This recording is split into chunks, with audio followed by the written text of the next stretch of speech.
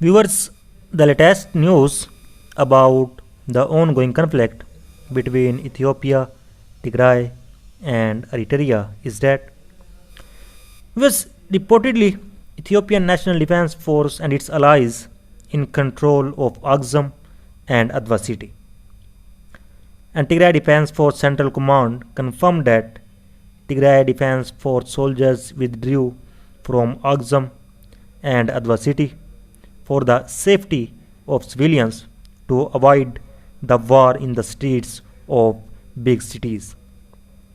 And now, Ethiopian National Defense Force soldiers present in Adwa city, which is situated on A2 highway, and the main target of Ethiopian National Defense Force and its allies is central capital Mekelle. So on the other hand, we have received reports that an Eritrean division landed in Lalibela to invade Tigray from the south. And Ethiopian National Defense Force and its allies already present in Koram city. Well, this news developed over the last 2 days, and Eritrea is attacking and invading Tigray.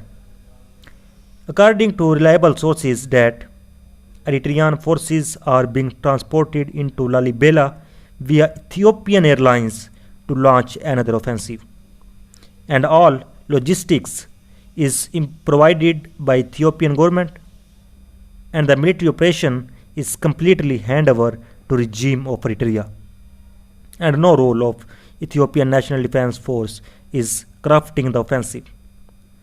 The offensive is designed, monitored, and assessed by slowly Eritrean forces, and Ethiopian government provides logistics, sends personnel, and offers drones and jets. So on the other hand, in a statement, Tigray Defense Force General said that we will launch a full-scale counter-attack to reduce the protracted war. Thousands of people in towns across Ethiopia staged demonstrations Saturday against what they say is interferences by outsiders in the country's internal affairs, and the release included one in the federal capital Addis Ababa, where many such events have been held in the nearly 2 years since war broke out in the country's northern region of Tigray. And some demonstrators displayed banners accusing the United States of disrespecting Ethiopia's sovereignty, while others singled out Tigray's fugitive leader for blame.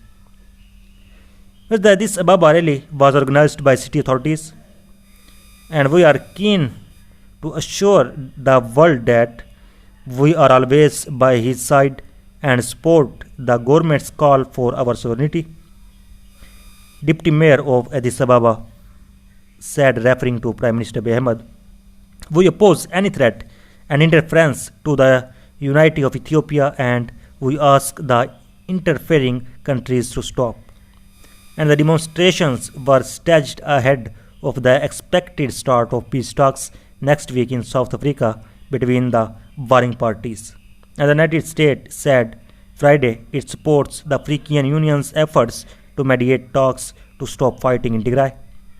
And diplomats have expressed alarm over reports of civilian casualties in the region as Ethiopia's federal military this week took control of the major town of Shire, and the federal government expressed its aim to control Tigray's airport and institutions.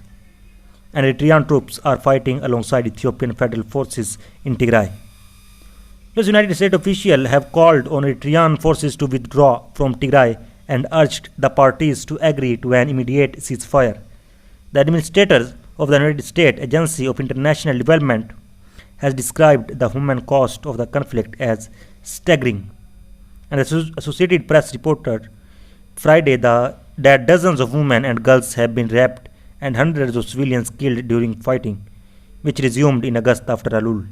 And roughly 40 girls and women between the ages of 13 and 80 were raped in the town of Shiraro in northwestern Tigray.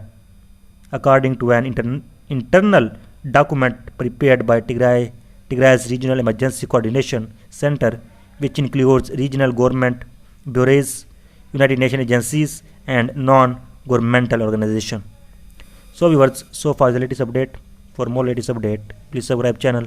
Thanks for watching.